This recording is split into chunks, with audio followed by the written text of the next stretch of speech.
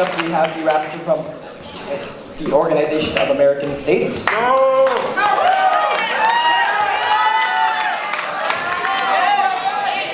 Alright, hey guys, so I'm Ken, this is Yannick. We represented Barbados and Honduras in the Organization of American States. We had two topics in this committee, narco-terrorism and infrastructural development.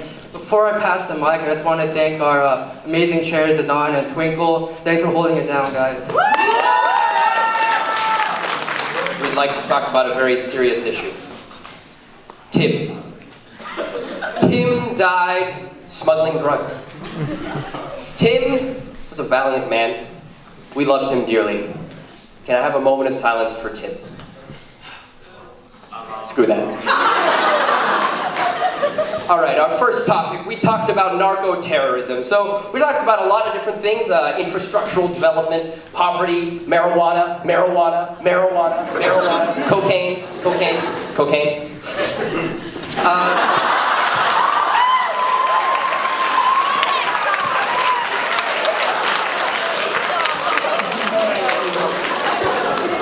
We eventually came up with resolutions that might have contradicted each other, but oh well, they were both passed. Marijuana was going to be legalized in one pilot country, and we were going to increase infrastructure, hopefully not to smuggle drugs. Alright, so our second topic was infrastructural development, which was around 10 times more boring than narco-terrorism, because we didn't get to talk about drugs. Instead, we put ourselves against actual international issues such as poverty, government corruption, workers' rights, and building a green future for the world, all of which we all hated, and so our resolutions were basically the same. Honestly, like I said before, it was pretty boring, but I think in this committee the delegates really pulled through and made this enjoyable. For example, I just want to give a shout out to the delegate of Bolivia, who at several points in the committee accused us of psychically entering his brain and stealing information. He made us very, very uncomfortable, and for that, Bolivia, we probably don't thank you. Yeah, no, this guy was great. He talked about his love of bananas like 4 times in committee. He kept 2 in his pocket. Not even joking, there are 2 in there. He also has $60 on him, so anyone who would like to mug him. He told us that he wanted to bribe Akash Rao and our chairs.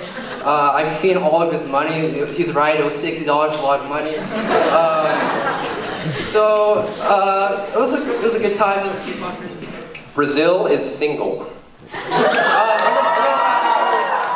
little backstory for that. We had confessions because we ended a little early, and Brazil thought it was the right time to say, "Hi guys, I'm Brazil.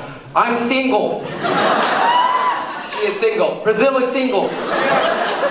She's single. Looks like it was a fun committee. All right, can we get the rapporteur from SACU, please?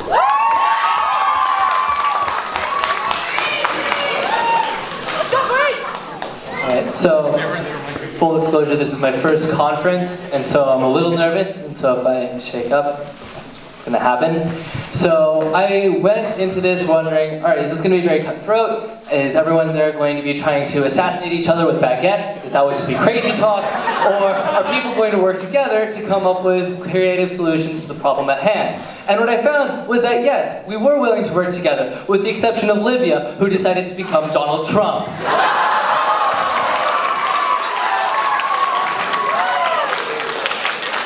And I'm not joking about that one. He said we needed to build a wall of red tape. Of course, we did have some advantages. We had South Korea on our side, who is a wonderful DJ, always playing the most wonderful taste of dubstep and rap.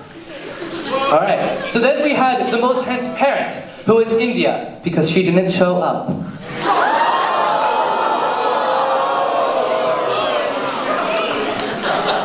But on the real, it was a pretty fun experience for me, especially as my first conference. I got to see people coming out of their shells, including myself, and just understanding what the Model UN is like, because for many of us, it was our first time. And so because of that, I'd like to say that the best committee overall was SOCOM.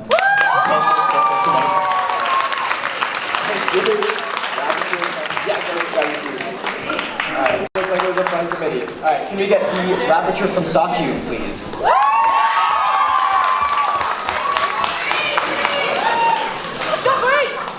Alright, so full disclosure, this is my first conference, and so I'm a little nervous, and so if I shake up, that's what's gonna happen. So I went into this wondering, alright, is this gonna be very cutthroat? Is everyone there going to be trying to assassinate each other with baguettes, because that would just be crazy talk?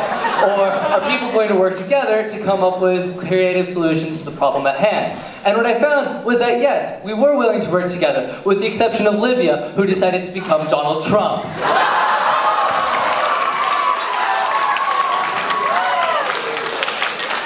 And I'm not joking about that one. He said we needed to build a wall of red tape. Of course, did have some advantages. We had South Korea on our side, who is a wonderful DJ, always playing the most wonderful taste of dubstep and rap. But on the real, it was a pretty fun experience for me, especially as my first conference. I got to see people coming out of their shells, including myself, and just understanding what the Model UN is like, because for many of us, it was our first time. And so because of that, I'd like to say that the best committee overall was SOCUM.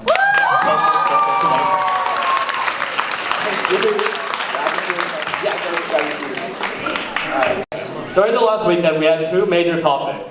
One was food procurement in developing countries, and the other was humanitarian aid. For our first topic, we were blessed to have Japan in our committee. In the middle of committee, they decided that to help food procurement, it would be an excellent decision to swap their tuna exports with whale and dolphin meat, which led to many deaths due to mercury poisoning. We finally came to the conclusion that we must advocate for the transport of fecal matter as fertilizer to better help the impoverished. For our second topic, Kim Jong-oops successfully siphoned away humanitarian aid from developing countries. In response, the US threatened to go to war and end all aid for nations in the World Food Program. And the People's Republic of China had an existential crisis about whether or not to continue supporting North Korea. We came to the conclusion that we must ensure that human aid workers must be able to actually help, which is ironically the opposite of what we were doing. Overall, I was able to learn more about the great atmosphere of Model United Nations, and I'm glad to have come to EBMUN. But seriously, I'd like to thank all of the EBMUN Secretariat for doing a great job with this conference. Thank you. From our crisis committees, starting with Napoleon's War Cabinet.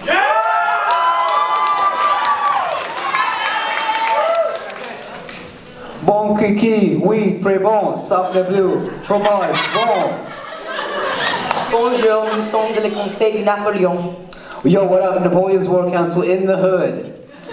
From prostitution rings to annihilating almost every citizen in France, my first crisis was quite a war, or to be specific, a Napoleonic war. So we took over Vienna on all of Haiti, and then I got kidnapped by the Irish Mafia, who was hired by Haitian rebels, so that was interesting. But our glorious, freedom-granting Emperor Napoleon was able to say... Actually, he didn't get to do anything because I killed him. With an organization actually called the Baguette. But yes, after finally initiating that rebellion with the Spanish ambassador and a few others, the British came in and eventually killed almost all French citizens. And thankfully, historians decided to refer to this as the Reign of Error. Alright, so overall, our crisis was really fun, great first time, and shout out to our chairs and our crisis staff for giving us food shortages, diseases, killing our troops, and wasting our economy. Thank you. Thank you. The Joint Crisis Cabinet, starting with the Spanish Cabinet. Alright, so my name is, my assignment was the Captain General of the Cavalry Division. And I was the Captain General of the Infantry. So we'd like to begin by thanking all the chairs and delegates, as well as the crisis in our that were involved in our committee. Yeah, and we'd just like to overall thank everyone at EBMUN, the entire Secretariat, and everyone who's here. So, what we learned. So, we first learned about Spanish colonization. We learned how to manage troops and how to balance allies and build relationships. But we also learned more important lessons, such as if you station 900 soldiers near thousands of native women, a syphilis outbreak will happen.